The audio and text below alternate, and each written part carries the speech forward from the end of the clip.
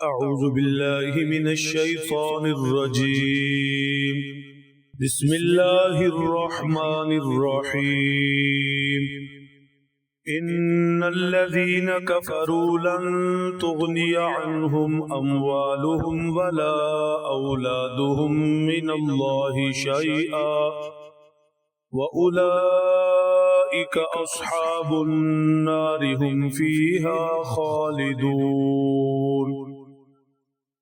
مثل ما ينفقون في هذه الحياة الدنيا كمثل ريح فيها صر أصابت حرث قوم ظلموا أنفسهم فأهلكت وما ظلمهم الله ولكن أنفسهم يظلمون. صدق اللہ العظیم.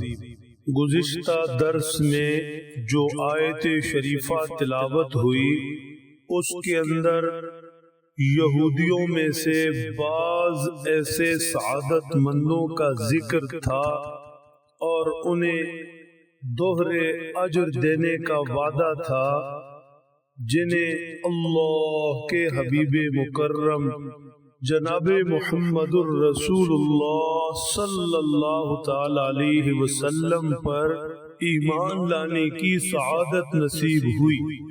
جبکہ آج جو آیات طیبات تلاوت ہوئی ہیں ان میں یہودیوں میں سے کچھ بد نصیبوں کا تذکرہ ہے جو ایمان سے محروم رہے. چاہے بعض اعمال انہوں نے اچھے بھی کیے ہوں انہیں ان کے کسی اچھے عمل پر آخرت میں کوئی اجر نہیں ملے گا. دنیا میں کسی اچھے عمل پر کوئی بدلہ دے دیا گیا سو دے دیا گیا، آخرت میں کچھ حصہ نہیں.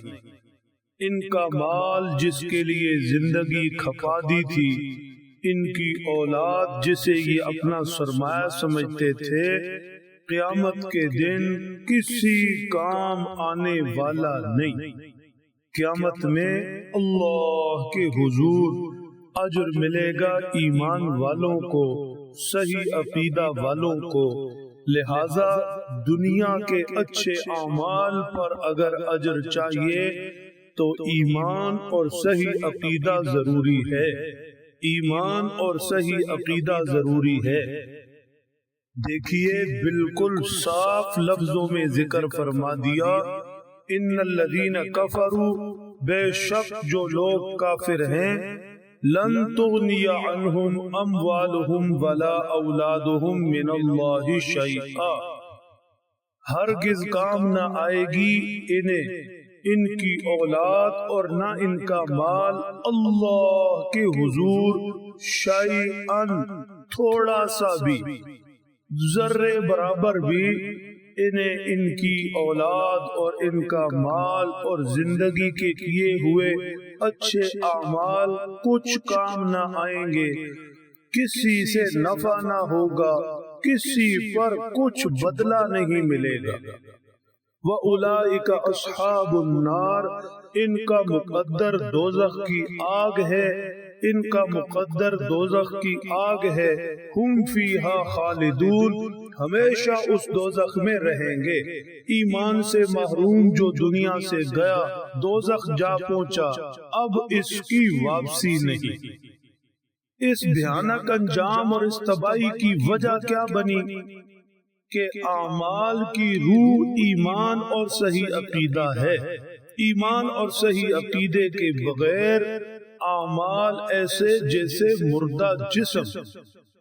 مردہ جسم کس کام کا ہوتا ہے، لہذا ان کے اعمال بھی کسی کام کے نہ رہے. اگلی آیت شریفہ میں مثال سے وضاحت فرمائی گئی. ارشاد فرمایا، مثل ما ينفقون في هذه الحياة الدنيا كمثل ريح فيها سر أصابت حرث قوم ظلموا أنفسهم فأهلكت. جس نے راہ خدا میں خرچ بھی کیا لیکن ایمان نہیں تھا، اس کی مثال ایسی ہے جیسے کسی نے کھیتی لگائی ہو، فصل اگائی ہو، لیکن فصل کی حفاظت کا کوئی انتظام نہ کیا ہو، فصل کی حفاظت سے غافل رہا ہو۔ ایک دن جب فصل تیار تھی، برفانی ہوا چلی اور ساری فصل کو برباد کر کے رکھ دیا۔ اب کہاں گیا وہ لگایا ہوا بیج، کہاں گئی اس کی وہ ہل چلانا، پانی دینا اور ساری محنت کرنا، کسی کام نہ آیا۔ امید تھی کہ ساری محنت سے فصل ملے گی، اناج ملے گا، ساری امیدوں پر گویا پانی پھر گیا۔ ایسی آندھی آئی، ایسا طوفان آیا کہ سب کچھ برباد کر کے رکھ دیا۔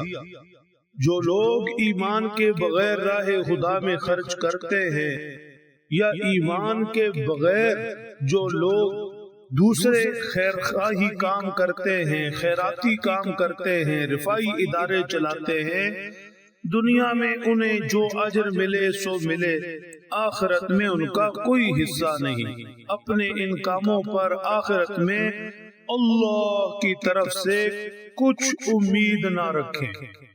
وَمَا ظَلَمَهُمُ اللَّهُ وَلَكِنْ أَنفُسَهُمْ يَظْلِمُونَ، یہ اللہ کی طرف سے بے انصافی نہیں ہے، انہوں نے خود اپنے آپ پر ظلم کیا، اللہ کسی پر ظلم نہیں کرتے۔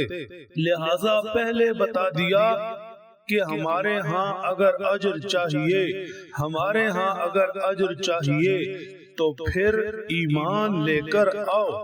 انبیاء کرام کو بھیجا ہی اس لیے گیا کہ وہ اپنی امتوں کا ایمان درست کریں، ان کے عقائد درست کریں۔ نبی آخر الزمان صلی اللہ تعالی علیہ وسلم کی محنت ایمان اور عقائد کی درستگی کے لیے ہی تھی۔ اب جو بھی ایمان اور صحیح عقیدہ لے کر آئے گا، اللہ اپنے فضل سے اس کے تھوڑے عمل پر بھی اس کی بخشش فرما دیں گے، اور جو ایمانوں اور صحیح عقائد سے محروم رہا، اس کے بھاری بھاری عمل بھی، دنیا میں کیے ہوئے خیراتی رفائی کام بھی اس کے کچھ کام نہ آئیں گے۔ روپیہ پیسہ فضولیات میں خرچ کیا گیا، اولاد کو گناہوں کی دلدل میں دھکیل دیا گیا، مال اولاد سب جمع کیا گیا، ایمان اور عقیدے کی صحت سے بے پرواہ رہے تو یہ کسی کام نہ آئے گا۔ اللہ سمجھ دے، عمل کی توفیق بخشے۔